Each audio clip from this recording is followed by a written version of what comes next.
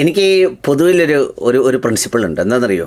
അത് വേറൊന്നുമല്ല, ഈ ഏതെങ്കിലും ഒരു മതത്തിൽ നിന്ന് ചാടി എന്തെങ്കിലും ചില പ്രത്യേക ഉദ്ദേശ ലക്ഷ്യങ്ങളോടെ മറ്റൊരു സ്ഥലത്ത് വന്ന് വളരെ വിപുലമായ വ്യാപാര സ്ഥാപനം നടത്തുകയും അവിടെ ഉള്ളവർക്ക് പോലും എവൻ ചാരനാണോ എന്ന് സംശയിക്കും വിധമുള്ള പ്രവർത്തനങ്ങളൊക്കെ നടത്തുകയും അങ്ങനെ നടത്തി പിടിക്കപ്പെട്ട് ഭിത്തിയിലോ അലമാരിയിലോ വെച്ച് അവർ പൂട്ടാൻ ശ്രമിക്കുമ്പോൾ എന്നാൽ ചില ഇഷ്ടപ്പെട്ട വിഭവങ്ങളുമായി വീണ്ടും രംഗത്ത് വന്ന് എല്ലാവരെയും ത്രസിപ്പിക്കുകയും ആവേശം കൊള്ളിക്കുകയും ഒക്കെ ചെയ്യുന്ന ഒരാളാണ് മറിയോ അല്ലെങ്കിൽ മറിഞ്ഞോൻ എന്ന പേരിൽ അറിയപ്പെടുന്ന ഞങ്ങളുടെ സുലൈമാൻ കുഞ്ഞ്.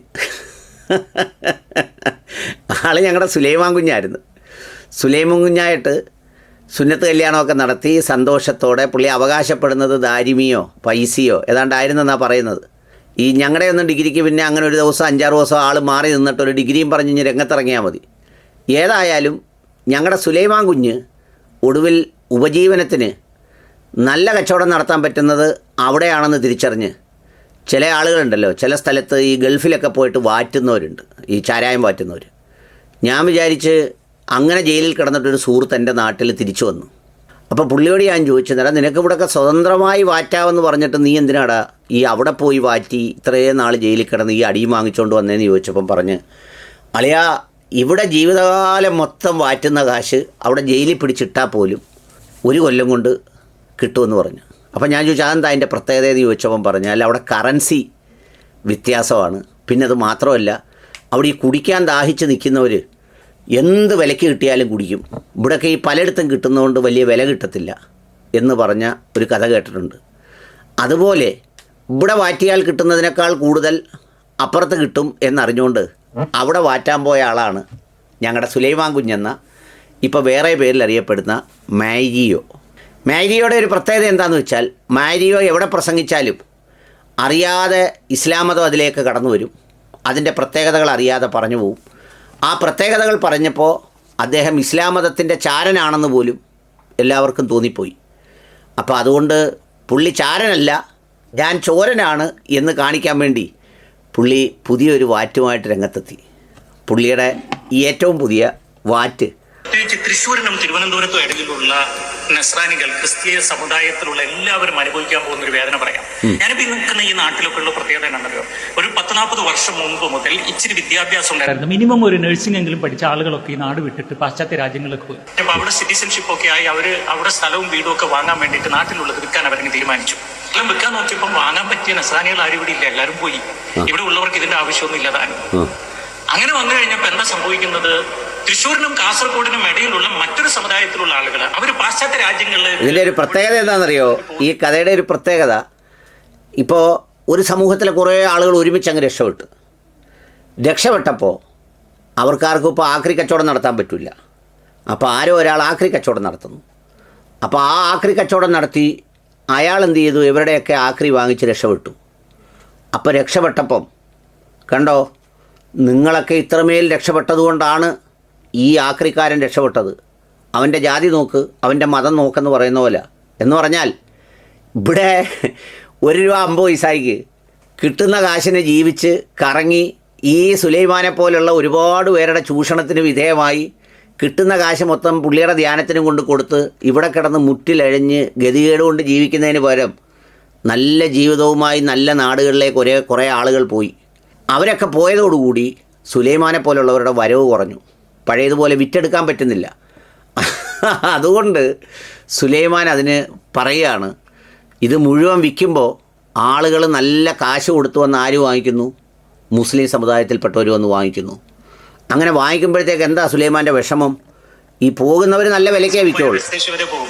രാജ്യങ്ങളിൽ വരെ അവരവിടെ പോയിട്ട് വർഷം കാശ് കൊണ്ട് തിരിച്ചു വരും. അതിനൊരു കാരണമുണ്ട്. കാരണം ഈ പാശ്ചാത്യ രാജ്യങ്ങൾ സ്വന്തമായി സ്ഥലം വാങ്ങാവുന്നത് പോലെ ഈ ഏഷ്യൻ രാജ്യങ്ങളിൽ പോയിട്ട് സ്വന്തമായിട്ട് സ്ഥലമൊന്നും വാങ്ങാൻ പറ്റില്ല. അവിടെ ഒക്കെ ഈ കാക്കക്കൂട്ടിൽ കുയിലും മുട്ടിടുന്ന പോലെ അവിടെ പോയി താമസിക്കാൻ കഴിയുമ്പോൾ തിരിച്ചു പോരാനേ പറ്റുള്ളൂ. അല്ല സുലൈമാനെ ഇപ്പോൾ ഫ്രീ ഹോൾഡ് 99 വർഷത്തേക്കുണ്ട്.